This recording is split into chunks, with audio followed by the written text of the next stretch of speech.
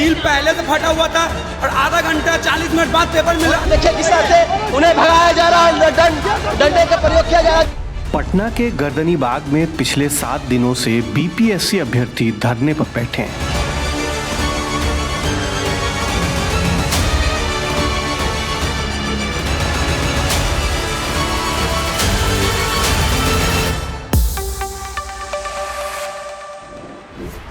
ये छात्र दोबारा से बीपीएससी की 70वीं प्री एग्ज़ाम आयोजित कराने की मांग कर रहे हैं। इनमें से कुछ की हालत इतनी बिगड़ गई कि उन्हें अस्पताल में भर्ती करना पड़ा है। पूर्णिया से सांसद पप्पू यादव से लेकर बिहार विधानसभा के नेता प्रतिपक्ष तेजस्वी यादव तक प्रदर्शन स्थल पर पहुंचकर अपना समर्थन जाहिर कर चुके हैं। लेकिन आखिर ये प्रदर्शन हो क्यों रहा है? जो आता है वो सील पैक आता है, सील फटा हुआ स्टूडेंट के सामने खोला जाता है। सील पहले से फटा हुआ था और आधा घंटा 40 मिनट बाद पेपर मिला। आयोग क्या बोल रही है? आयोग यहाँ का जो इन्विजिलेटर बोल रहा है आपको आधा घंटा ज्यादा मिलेगा। क्यों आधा घंटा ज्यादा मिलेगा सर? हमको आप आधा घंटा लेट से क्यों आया? पेपर का सील फटा हुआ क्यों था? मतलब साहब ये पेपर लीक हुआ है सर। पेपर का फोटो खींच कर दूसरे जगह फर्स्ट फ्लोर में पेपर सॉल्व हो रहा था। अभिषेक कुमार। बीपीएससी की 70वीं प्री परीक्षा दोबारा कराने की जो मांग अभ्यर्थी कर रहे हैं, उसकी इकलौती वजह पेपर लीक नहीं है। ये सिलसिला परीक्षा शुरू होने से पहले शुरू होता है। इस पूरे मामले की शुरुआत 30 अक्टूबर 2024 को हुई, जब बिहार लोक सेवा आयोग यानी बीपीएससी ने राजधानी पटना के कुछ निजी कोचिंग संचालकों की बैठक बुलाई। इसके लिए बाकायदा उन्हें पत्र भेजा गया। ऐसा बीपीएससी के इतिहास में पहली बार हुआ जब परीक्षा के संबंध में राय लेने के लिए निजी कोचिंग संचालकों को बुलाया गया। टीचर्स को बुलाया गया था पहली बार मीटिंग के लिए एग्जाम से पहले।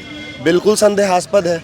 वो कौन से स्टेक होल्डर हैं इसमें? स्टेक होल्डर है हम लोग कैंडिडेट्स, कमीशन, बिहार की जनता। टीचर्स कैसे स्टेक होल्डर हैं? टीचर से बुला के आप क्यों पूछते हैं? कोचिंग माफिया है वो। कोचिंग माफिया से बुला के आप क्यों पूछते हैं कि पेपर कैसे सेट होना चाहिए, नॉर्मलाइजेशन होना चाहिए कि नहीं होना चाहिए? तो आपको संदेह के घेरे में लेंगे लोग, देखेंगे संदेहास्पद दृष्टि से। परफेक्शन आईएएस की पटना शाखा के निदेशक चंदन प्री आयोग के साथ हुई बैठक में शामिल थे। वो बताते हैं कि इस बैठक में बीपीएससी की तरफ से मुख्यतः 2 बातें कही गईं। पहली बात ये कि बीपीएससी की पूरी परीक्षा संचालन प्रक्रिया हमें समझाई गई। हमें बताया गया इसमें पेपर लीक होने की कोई गुंजाइश नहीं रहती है। आप इस बारे में अपने कोचिंग के छात्रों को समझाएं। चंदन के मुताबिक दूसरी बात ये कही गई कि हम इस बार की प्रारंभिक परीक्षा में नॉर्मलाइजेशन को लागू कर सकते हैं। यह प्रक्रिया काफ़ी टेस्टेड है, इसमें गड़बड़ी की कोई गुंजाइश नहीं रहती और हम ये बात भी छात्रों को समझाएं। चंदन दावा करते हैं कि बैठक के दौरान नॉर्मलाइजेशन के मुद्दे पर ज़्यादातर कोचिंग संचालकों ने असहमति जताई, लेकिन खान सर और गुरु रहमान इसके लिए राजी हो गए। 5-6 जो मेरा डिमांड था, मैंने अपना डिमांड रखा, तो उन्होंने कहा कि नहीं, का डिमांड था, हम लोग का डिमांड था कि देखिए नॉर्मलाइजेशन नहीं होना चाहिए किसी परिस्थिति में। दूसरी डिमांड थी कि आपको क्वेश्चन क्यों आउट हो जाता है, बीपीएससी जैसी आयोग अगर क्वेश्चन आउट हो जाता है तो क्यों आउट हो जाता है। तो ये सब अपने डिमांड को बात सुने, वही बोले कि यही क्वेश्चन ना फूटे, उन्हीं का वर्ड हम बोल रहे हैं, मनु भाई परमार का, क्वेश्चन ना फूटे इसलिए हम लोग 10 सेट में क्वेश्चन रखे हुए हैं। 10 सेट में क्वेश्चन, तो मैं था और खान था बगल में थे, हम लोग दोनों बैठे हुए थे। तो खान बोले कि 10 सेट में रखिएगा तो दिक्कत होगी, तो बोले कि आप कम सेट में रखिए, लेकिन उसके लिए लड़कों को कन्विंस कीजिए, क्या कि लड़कों को हम लोग कन्विंस नहीं कर सकते। रहमान ये भी दावा करते हैं बीपीएससी के अध्यक्ष और सचिव दोनों के मन में पहले से नॉर्मलाइजेशन की बात थी। वो बस हम लोगों के कंधे पर बंदूक रखकर चलाना चाहते थे, मगर ये बैठक हम दोनों के लिए मुसीबत की वजह साबित हो गई। 2 महीने से हम लोग लगातार टेंशन में हैं। इसी वजह से हम लोगों ने नॉर्मलाइजेशन के खिलाफ आंदोलन में छात्रों का सहयोग किया। परीक्षा आयोजित होने से पहले ये छात्र नॉर्मलाइजेशन को लागू करने का विरोध कर रहे थे। विरोध के बावजूद 13 दिसंबर को परीक्षा का आयोजन हुआ और अब परीक्षा के दौरान पटना के बापू परीक्षा परिसर में हुई अनियमितता के विरोध में ये प्रदर्शन कर रहे हैं। सारे जगह क्वेश्चन पेपर आउट हुए हैं, सिर्फ एक जगह नहीं हुए हैं। हमारे सेंटर, मेरा सेंटर बिहार शरीफ था, वहाँ भी सबको पेपर पहले से मिल गया था। सारे लोग आधा घंटा में ही क्वेश्चन बना के बैठे हुए थे। और बक्सर में भी क्वेश्चन पेपर आउट हुआ है, बहुत जगह पेपर आउट हुआ है। छात्र प्री परीक्षा को पूरी तरह से रद्द करने की मांग कर रहे हैं, जबकि बीपीएससी ने सिर्फ बापू परीक्षा परिसर की परीक्षा को रद्द किया है। बापू परीक्षा परिसर के परीक्षार्थियों की 4 जनवरी को फिर से परीक्षा होने वाली है। जो आप वीडियो देख रहे हैं उससे स्पष्ट होता है कि कुछ उपद्रवी तत्वों ने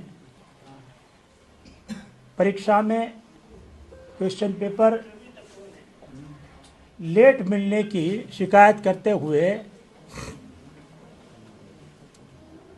उद्दंडता की, उपद्रव किया, परीक्षा बाधित करने की कोशिश की। दरअसल बीपीएससी की 70वीं संयुक्त प्रारंभिक परीक्षा शुरुआत से ही विवादों में रही है। जानकार इसकी वजह बताते हुए कहते हैं कि इस परीक्षा में पहली दफ़ा 2027 सीटें थीं, जो बीपीएससी सिविल सेवा की अब तक हुई परीक्षाओं में सबसे ज़्यादा थी। आंदोलन कर रहे अभ्यर्थियों का कहना है कि जब भी बीपीएससी सिविल सेवा परीक्षा में एसडीएम और डीएसपी की बड़े पैमाने पर वैकेंसी आती है तो गड़बड़ी होती ही है। क्या कहें, हम लोग को तो ये लगता है कि जब एसडीएम और डिप्टी एसपी की पोस्ट आती है तभी आता है। पिछले बार से उसकी पोस्टें बहुत कम थी और ना के बराबर थी, इसलिए उसमें ऐसा कुछ नहीं हुआ।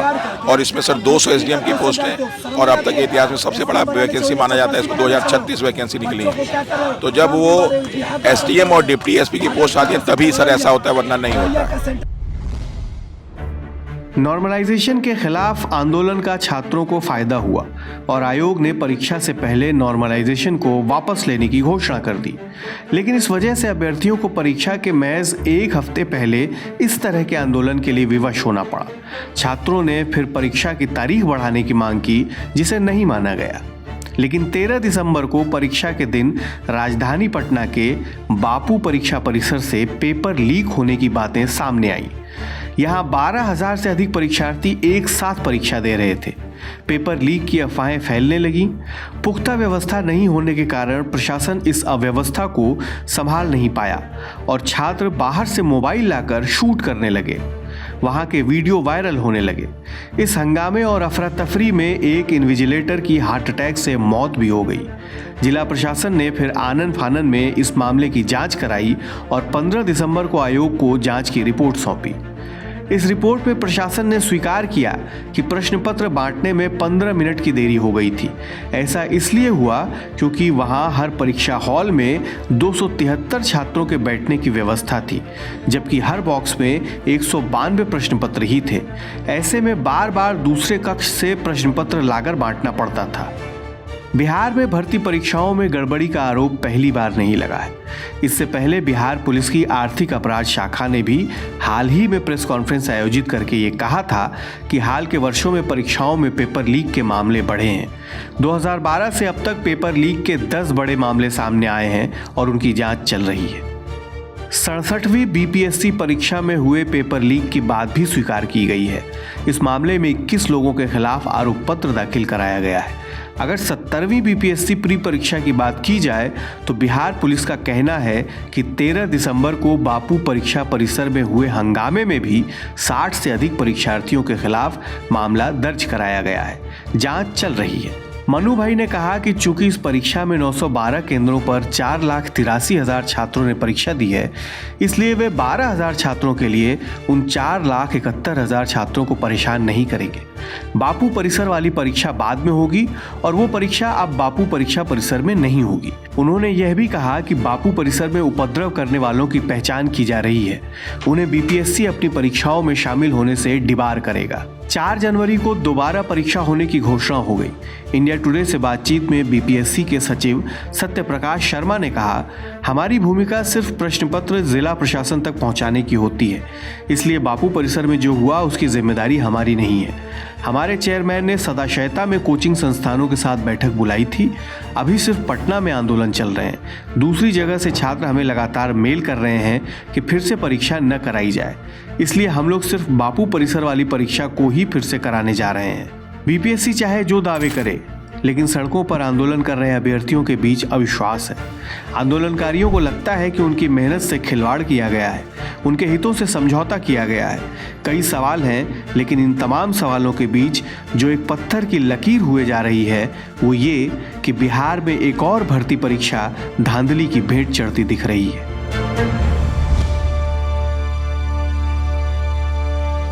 इसी तरह की तसल्ली से भरी हुई एक्सक्लूसिव रिपोर्ट्स देखने के लिए सब्सक्राइब करें इंडिया टुडे हिंदी का यूट्यूब चैनल और बेल आइकन जरूर प्रेस करें ताकि वीडियो अपलोड होते ही आपको खबर हो जाए।